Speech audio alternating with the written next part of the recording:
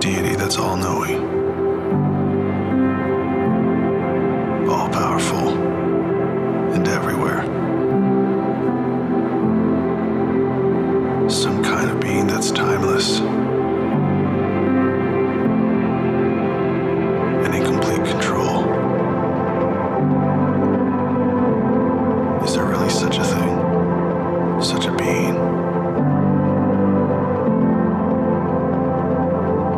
Does God exist? So a couple months ago, we asked people in our church to submit their most pressing question for God. And then we said we're going to spend the summer trying to answer some of those questions. And after I received all of them, we received a lot of questions. I thought to myself, what was I thinking? Trying to take all those on. And really, all of them kind of came down to about 7 basic questions that a lot of people have for God. And so today, we're going to start with one. The first one on your seat. There should be a card that lists the series and all of the questions we'll be going through, and I hope that you'll want to join us for some of these, if not all of them. And I also encourage you, take that card and give it away to somebody and invite them to come be part of this, particularly if you've heard them ask one of those questions. Now today, we're going to ask this the basic question, God, who are you and where did you come from? Pretty easy, right? I mean, that's simple? No. And we're going to do our best to unpack it in terms not of evidence or proof, but of clues. And I hope that as you put it all together in your mind, if you're a skeptic, you're somebody who doesn't believe all this stuff, I get it, and I'm glad you're here, and we built this place for you, and we're glad you're here hearing about it. But just stay open-minded and to what God might have to say to you, or what the clues have to say to you. Now, 551 Americans were asked the question, what does God look like? And they put it all together, all the different answers that people came up with, and they came up with a composite for him. 551 Americans came up with this composite for what God looks like. White, young, male. And it's interesting, though, if you dig deeper into the article about this, you find out that most people would answer that question in terms of what they look like.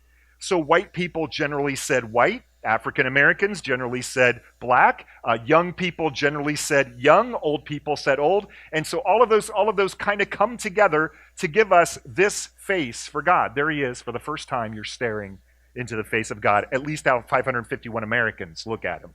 Now, see, I don't think this is how God looks at all. Here's what I think most people think God looks like. I think this is what most people think he looks like. I mean, in most people's minds, God's this cuddly, jump up in your lap, little golden retriever puppy that no matter what you do, he just keeps coming back for more loving and lets you off the hook all of the time. And best of all, he's potty trained. I mean, that's what a lot of people think of when they think of God, though, just this warm, fuzzy being, this warm existence. Well, I think if we look a little deeper, we might find that there's a little bit more to him. The truth is, we can't know what God looks like. But what we can know is a lot about what his character is like. Actually, the Bible doesn't describe the looks of God. Actually, the Bible says you can't even look upon God without dying. So for the skeptics, we're going to try to answer this question. God, who are you? And where did you come from? Now, understand, though, that as Christian believers, we're committed to the veracity or the truth of the Bible. And I get it if you're not, just stay with me today because I brought a lot of people along with me to talk about some of these ideas. The Bible doesn't try to prove God. The Bible merely starts with these words. If you have a Bible or a device, go to Genesis 1:1. I always love sending people to Genesis 1:1. They have no trouble finding it. Very first verse in the Bible. In the beginning, God created the heavens and the earth. That's where the Bible starts, not with some proof of who God is or that he even existed. That was assumed. It wasn't anything anyone needed to prove. Rather, it was just telling his story. So, as the prophet Isaiah said, come, let us reason together. Today, I'm hoping that all of us in this room can have a reasonable look at, God's clues and come to some intelligent conclusions based on those clues. Now, Notre Dame philosopher Alvin Plantinga set up these clues as a way to talk about who God is as the beginning of everything. Now, the clues we know don't prove he exists, but they provide much to think about in a collection. So you put them all together. Because if you want to, you can attack each one, and that's great, but I'm just trying to put a whole basket together for you to consider. Now, I'm not as smart as Plantinga and others, so I'll be using a lot of what he and a lot of other people had to say about the subject. And here's the first clue I want to bring to you: the natural clues of God. And this is where we go to science and what the scientists are telling us. Now, here's one, for instance, the Big Bang Theory, all right, that there was just this explosion and it all came from nothing. Now, here's the interesting thing about that, though. Here's what the Big Bang does tell us that we all can agree on. There was a beginning, right? I mean, everyone's saying here's where it began. So if scientists are right about the Big Bang, my question is, can something come from nothing? Can something come from nothing? Yet, clearly, many scientists believe that it can. When you talk about the energy, they say, that ultimately collided and exploded to create the Big Bang, you say, well, where did the energy come from? And what's interesting about it yet is that they continue to say that everything in the universe has a cause outside itself, apparently except the beginning. Because the belief is that something came from nothing. So how can all matter have a cause outside itself and still come from nothing? If the Big Bang beginning is real, what caused it other than maybe the Bible's reference to a creator? In the beginning, God created. Now remember, we're just talking about clues here. That's just one thing to think about. But here's another, and that's that the universe is so finely tuned. Fine-tuning is what philosophers call it. The conditions by which our universe can sustain life, men and women, is on a razor-thin edge. If you change anything just a little bit, life would not be sustained. Whether it's gravity, the energy density of empty space, the mass or weight of neutrons and protons, or about 30 other forces precisely calibrated. If any of them are off an infinitesimal amount, we cannot have life. Now, welcome back to school. I know you're all thrilled about it. I don't want your eyes to glaze over at all of this, but stay with me. In the past century, scientists have discovered that the universe is ever expanding. It's constantly getting bigger and bigger and bigger. And this expansion at its exact rate is what allowed stars and planets to form in such a way that we can actually have life sustained on our planet. They figured out how all of this works together. Now, here's the interesting thing. Job, the psalmist, the prophet Jeremiah, the prophet Isaiah, and the prophet Zechariah all talk about God stretching forth the heavens. Now, if you look at the Hebrew word that they used for the word stretching, you'll find out that Hebrew word natah is written in a tense that says it's continuous action. That God is continuously stretching forth the heavens. And now scientists and science has proven that those prophets and the psalm writers were right. That God is constantly expanding his creation. It's a beautiful thing how science helps us understand the Bible. And yet many scientists today agree with that.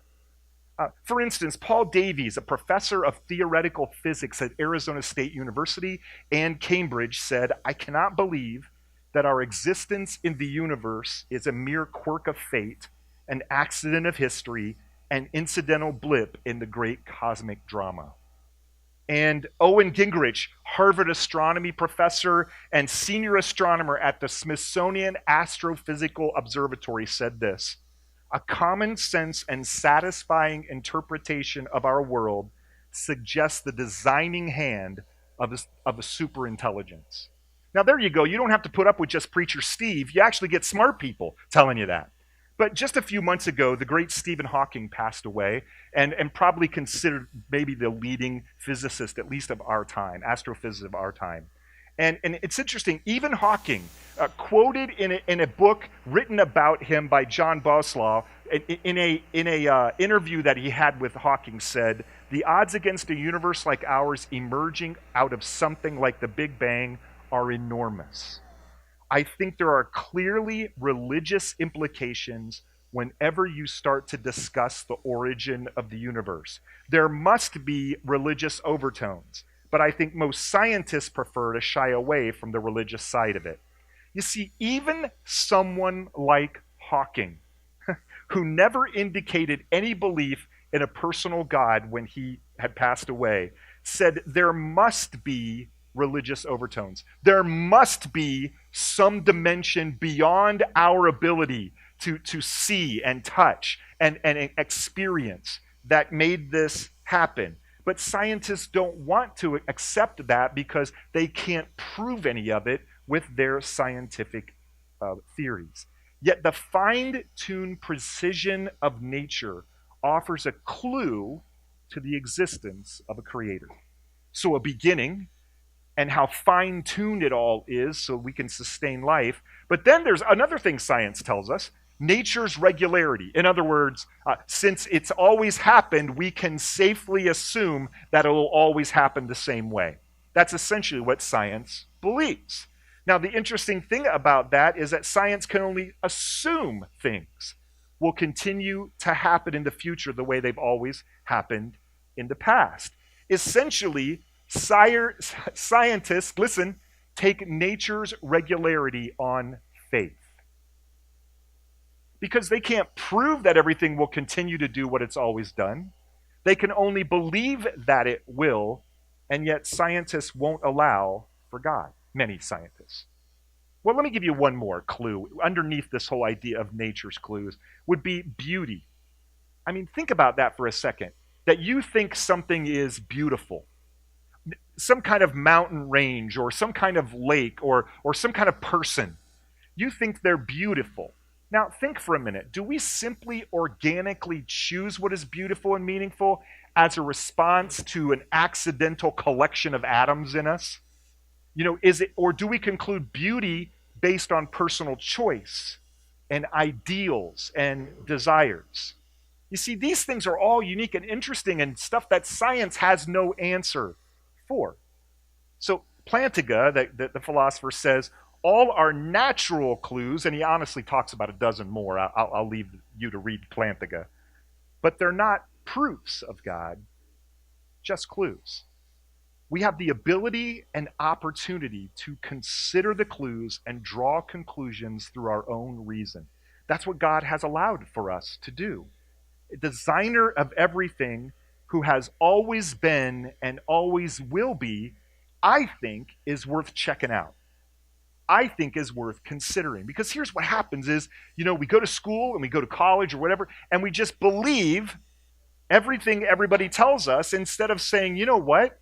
This is significant enough that I ought to give it an honest look. Because the psalmist said this in Psalm 90, verse 2, "Before the mountains were born, or you brought forth the earth and the world, from everlasting to everlasting, you are God." So in other words, the question, where did you come from? He always has been. And every time I start thinking about that, my head just wants to explode. Because I am limited by time, space, and matter, and therefore it's hard for me to think outside of that box that I live in, and yet the Bible tells us he has always been. And Psalm 102, "In the beginning you laid the foundations of the earth, and the heavens are the work of your hands." Who are you? Creator. Where did you come from?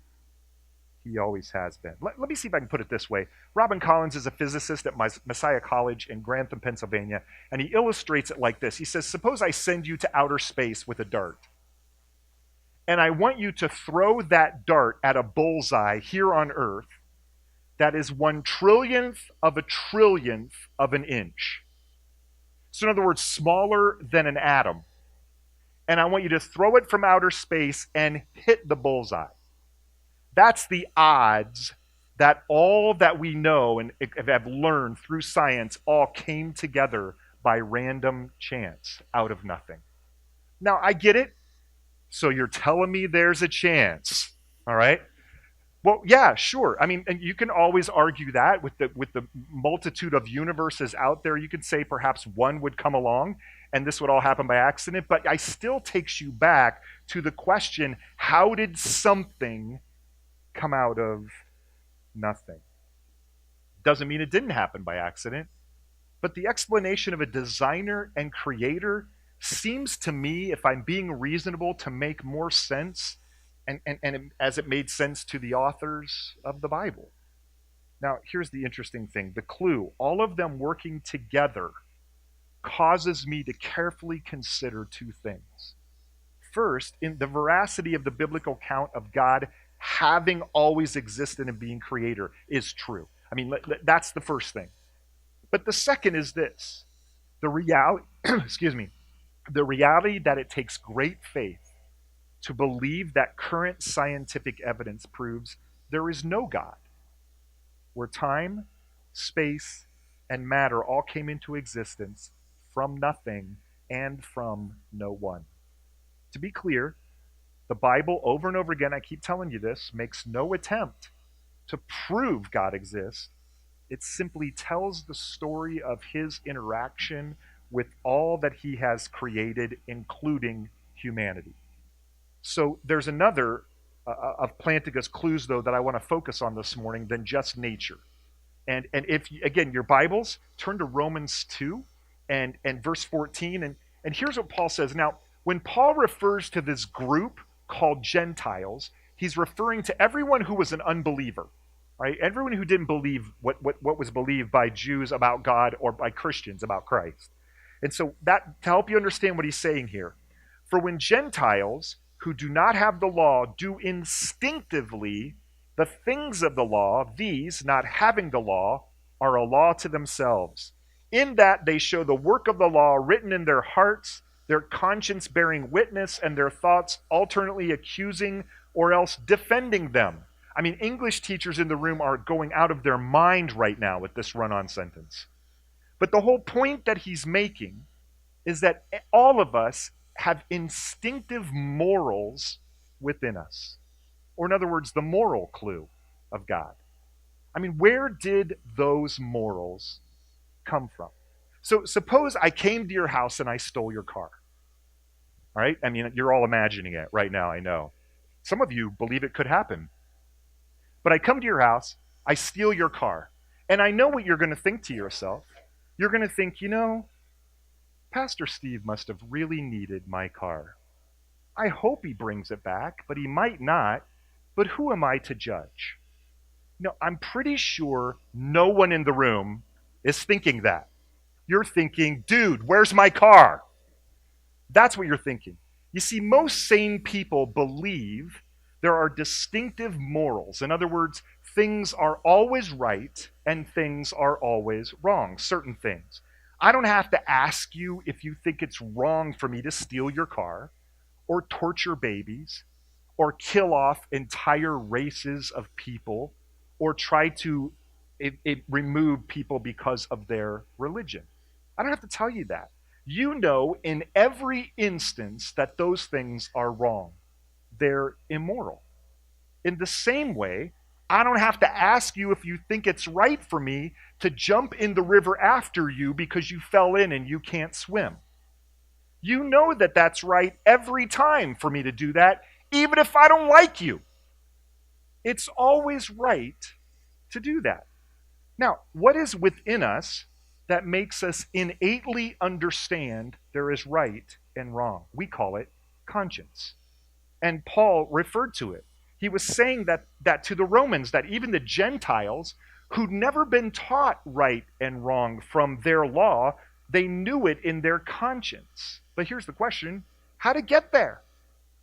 How did it get into their mind, into their existence, into their conscience? Is it simply part of the natural order of our morals evolving over time, and these have helped us to survive? Maybe, but could there be that there's more to it than that? Could it be that this is a moral clue for God? That we have these innate understandings of right and wrong because we've been designed with them? That He is a lawgiver. Now, some people would say, I'm not your judge, and I can't tell you what's right and wrong. And they say that, they believe that until you try to steal their car or burn their house down with them in it. Then all of a sudden they come up with maybe one or two things that they believe are right and wrong every time. No matter what culture you grew up in, there are morals that you believe exist for all people at all times in all places. No matter what the social norms are that existed in your neighborhood, you innately know these things are right and wrong. The fact is, even those who say they do not believe in God also agree that there is such a thing in morality. And if they say all morality is relative, each person decides their own morals, and I'm not your judge, they are not being honest with themselves or others. So, who decided that it was wrong to torture babies or enslave people or kidnap little girls for sex trafficking? Who decided all of that was wrong? Who made these moral laws that we should follow, if not a God who designed us for justice and basic human rights? C.S. Lewis said it this way: conscience reveals to us a moral law whose source cannot be found in the natural world, thus pointing to a supernatural lawgiver. Now, here's how some people think, though. They think some morals morals are just subjective. So in other words, it's like McDonald's versus Burger King. I like McDonald's, you like Burger King, and we can both be right. And that's kind of how some people look at some morality. But what's interesting is that while naturalists would say morals are subjective and they change over time, those who believe there is a lawgiver would say morals are objective and they are always true. It's not just taste. It's actually true for everyone. Now, if you believe there are rules that should always exist in every culture for every time, you must consider who decided that these morals would be true rather than taste. So natural clues and moral clues, and I'll hurry, they're real and to be considered, but I have one more clue I want to lay out before you this morning. John chapter 1, the gospel writer John, an eyewitness of Jesus on the planet, says this in verse 1. In the beginning, there we go, we're back to the beginning again. In the beginning was the Word, and the Word was with God, and the Word was God. He was with God in the beginning. And then fast forward down to verse 14. The Word became flesh and made his dwelling among us. We have seen his glory, the glory of the one and only, who came from the Father, full of grace and truth. Now, let me see if with what John said here, I can offer to you one more clue to just think about, and that's the historical clue for God. See, we believe the Bible is more than just a book of Jewish and Christian religions and writings. We believe it's the true history of God and his interaction with humanity. Now, I get it. Not everybody believes that. I'm just saying take a look at it. That's why our Christian faith is based on the historical reality that Jesus wasn't just a teacher about God, but he was actually God in the flesh. God comes to this planet, puts on our skin, lives our existence, and ultimately is crucified on a cross. Was he actually God in the flesh as John said he was? Well, let's look at the clues that lead us to that conclusion. There we are with clues again. You guys feel like you're playing a board game. Look at the lives of those who wrote about him. John, for instance, the follower of Jesus who wrote the word that we just read, was an eyewitness to his teachings and his miracles. And all New Testament scriptures, their accounts are first-hand accounts or transcriptions of a first-hand account of Jesus. All but one of Jesus' disciples then were killed because they would not renounce their belief in their account. So now think about that for a second, because there were 12 of them, 12 disciples. All of them but one went to the grave, never renouncing what they had to say about him. Now, if there's a conspiracy going on, probably at least one of those guys is going to say it didn't happen. But all of them but one were killed for it. And who was the one that wasn't killed? John, the guy who just wrote this. You see, it's interesting when you look at that and then look at what they wrote about the death and resurrection of Jesus Christ. Included in the eyewitness accounts of Jesus' followers are various descriptions of this crucifixion and this resurrection. And listen, the reason that the historical record of Jesus is compelling is because of the empty tomb testimony of the people who saw it, of the Roman soldiers who were supposed to be guarding it, and then ultimately of the birth of the church and the persecution of all of those people who became followers of him. All of those things point to this event really happening. Now think about that. The death and resurrection of Jesus is the greatest historical clue about the truth of who Jesus was. I just got to be honest with you. Maybe it's just me and nobody else in the room, but somebody rises from the dead and I'm sure of it, I'm pretty much going to listen to what they have to say. And so because of that, what did Jesus say about himself? If the resurrection is true, and again, I consider you just check it out for yourself. If the resurrection is true, we have a tremendous clue that what Jesus said is also true. And his disciple Philip said this to him, "Lord, show us the Father," talking about God. And here's what Jesus said, "Anyone who has seen me has seen the Father. Believe me when I say, I am in the Father and the Father is in me, or at least believe on the evidence of the miracles themselves," which they had all witnessed. Everything from raising Lazarus from the dead to walking on water, they'd seen all of that, all of the laws of nature suspended by one miracle worker. Now, what's really interesting, though, is not just they who saw him, but one more person I want to point out to you is this guy named the Apostle Paul. Now, Paul was a guy who wanted to wipe Christians out. He wanted to get rid of every Christian who was on the planet. He wanted to get rid of these followers of Jesus. He was a persecutor of Christians. Later, though, had his own encounter with Jesus Christ. And ultimately, he wrote this about him. Now get this, because remember, we were talking about Genesis 1:1 in the beginning. Here's what Paul said about him. He is the image of the invisible God. Not the Golden Retriever version or the American Psychological Society version.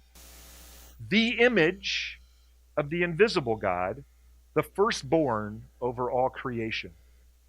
For by him all things were created, things in heaven and on earth, visible and invisible, whether thrones or powers or rulers or authorities, all things have been created by him and for him. So here's what he's saying. Jesus is the creator.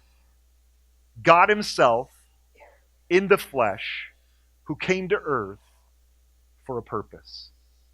And these historical clues can show us that God ultimately put on this life that you and I live, experienced this planet that we all exist on, to accomplish a purpose in the time frame he created so that his designed humanity could be connected to him.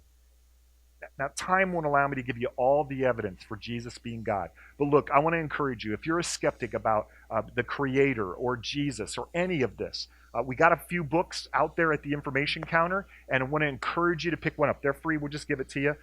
We have the evidence, the reason for God. We have the case for a Creator. We have the case for Christ. All of those out there. If you're a skeptic, I encourage you, pick it up, read it. Don't be afraid. Just open up your mind to the reality that this, in fact, might be true. Now let me close with this.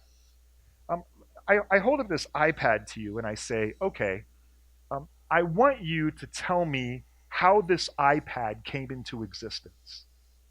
Except I'm making one rule. You're not allowed to say that there was a designer, a creator.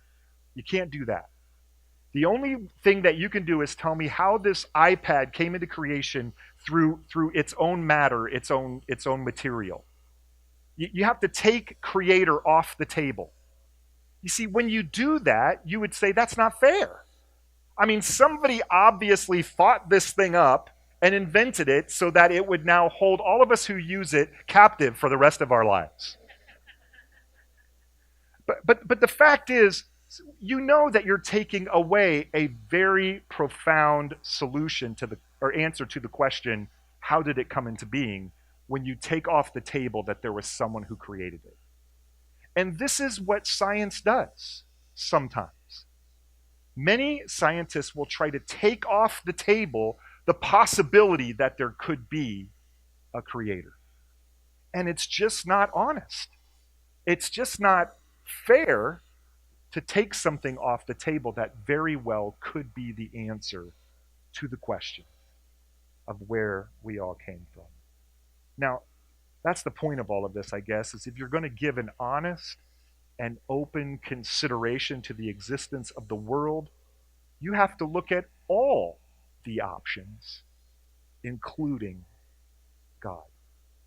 Now, none of the clues by themselves proves God exists or even that Jesus is God. But taken together, they make a compelling case. Now, I'm just going to be honest with you. If you don't want to believe, you don't have to, and no one's going to make you. Me or no one else. But the reality is, God isn't here to make you conclude that he's real. Rather, he doesn't enforce your allegiance or your obedience. But he does promise that if you'll give him an honest look, if you'll seriously consider the clues, that he will ultimately, well, here's what he says. I'll let him speak for himself. You will seek me and find me when you seek me with all your heart. I will be found by you, declares the Lord. You see, you may have reasons that you don't want to believe. You may choose to review the clues and do it through a filter of rejection because you're mad at somebody. Or people who say they believe this have done crazy things or have disappointed you throughout history or even in your life. And you say, I'm not going to believe that because people messed up. You can do that.